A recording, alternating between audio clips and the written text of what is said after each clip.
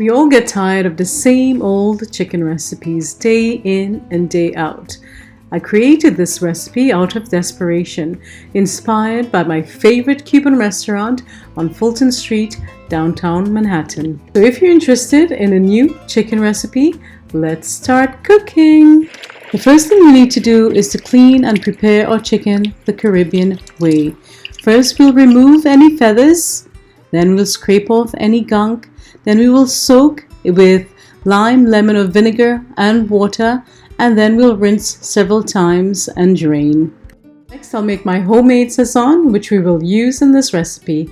After all, it is a sazon chicken. Feel free to use store-bought sazon, but in my jar here today, I've added 4 tablespoons of dried oregano, 3 tablespoons of garlic powder or granulated garlic, 1 tablespoon onion powder, 1 tablespoon of ground cumin, 2 tablespoons of paprika, 1 teaspoon turmeric, and 1 tablespoon black pepper.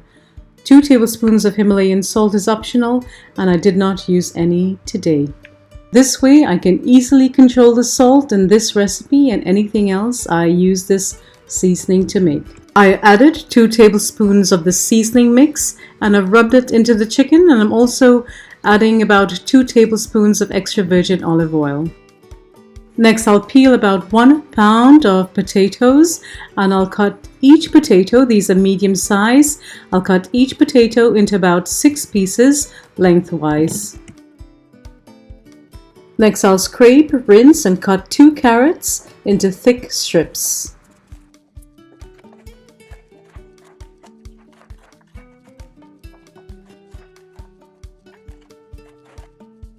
You'll also need 1 large onion sliced.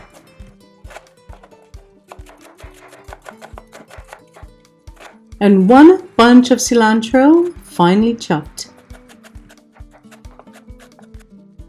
You'll also need about 1 pound of tomatoes, roughly chopped and placed into a blender to make some crushed tomatoes. You can also use canned tomatoes, but I'm allergic to canned tomatoes, so I'm using the fresh tomatoes today. Set that aside and let's continue with the prep. I'm also finely dicing peppers, about 3 or 4 cherry peppers or wiri peppers. You can also use Scotch bonnet or habanero. I also have 4 scallions that I have chopped. First, we'll heat the oil in a wide saute pan over medium heat. We'll place the chicken in.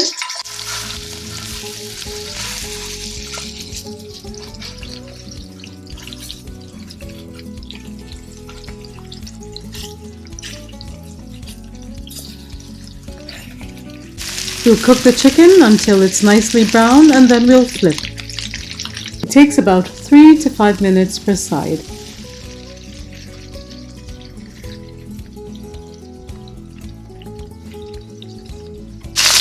We'll allow it to cook on the other side until it gets brown as well.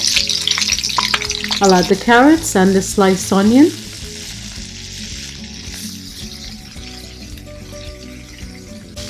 I'm adding the tomato sauce we blended, and we'll stir it all to combine. Instead of the fresh blended tomatoes, you can also use 2 8-ounce cans of crushed tomatoes. We'll allow that to cook for about 3 minutes. I'll also add the garlic, 2 tablespoons of garlic and 6 tablespoons of green seasoning. It's not from the Caribbean if it doesn't have green seasoning in it. I'm going to raise the heat to high. I want it to simmer in that delicious sauce and seasoning. I'll add 1 more tablespoon of the seasoning because we want to create a flavorful base sauce. I'll add 2 cups of hot water. You can also add chicken stock. I'll allow this to boil and the chicken to cook. I'm adding 1 more carrot. I'm also adding the scallion and the hot pepper.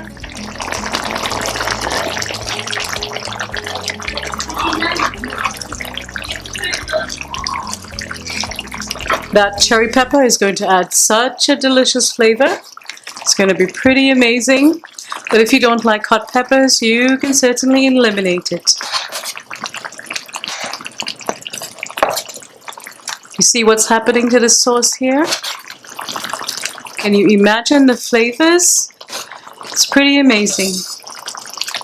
It smells delicious.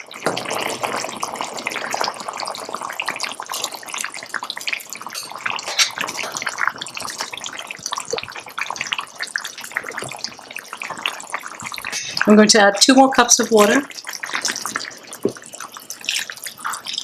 That's a total of 4 cups. I'm going to bring it to a boil and cook it for 5 minutes more, and then I'll add the potatoes in. I'm going to add a dash, or maybe more than a dash of salt, because I did not add salt to the SAZON. This way you could control your salt. That's about 1.5 teaspoons. Now I'll add our chunky potatoes. And I did it chunky because I wanted to stay whole and not melt in the pot. The potatoes and the chicken that I had at the Cuban restaurant was one of the most memorable parts of the dish. And whatever. We're just adding the potatoes and allowing it to steam cook. We don't want it to break up, we want to keep it whole. And that's about 1 pound of potatoes, I would say. I did peel 2 pounds, but I think 1 pound is quite sufficient for what we're trying to achieve today. Now I'll cover and cook for about 15-20 more minutes. I've just decided to also add some olives. I want a stronger flavor, so I'm just adding a little more of the SAZON, or the seasoning mix. So that's 2 tablespoons we've added. The olives will also add a nice saltiness to it without being too salty.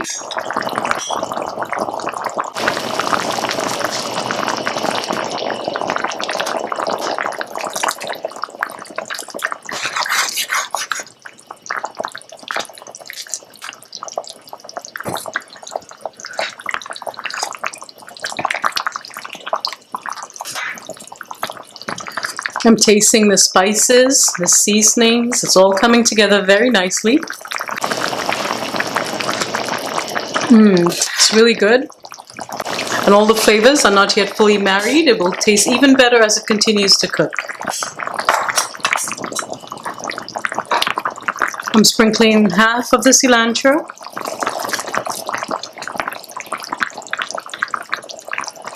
And we'll finish it off with cilantro when it's done.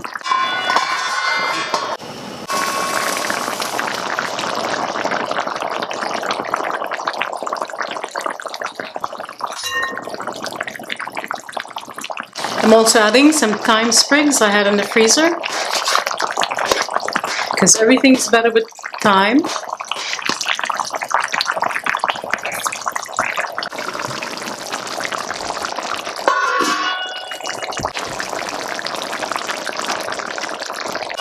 You know it's done when the meat pulls away from the bone at the base here, and the potatoes are tender but still whole, and it's breaking up, so that's a good sign that it's time to take off the stove. Taste for salt and any other seasonings you wish to add. This is your last chance. The train is leaving the station. Give it a taste. So good. Get your steamed jasmine rice ready and we'll be eating soon. I'm just going to add a little bit of red pepper on the top for color. And it will cook. Steam it only needs about a minute to steam. And you're done. Sprinkle. with some fresh cilantro or culantro, using less culantro because it's much stronger than cilantro.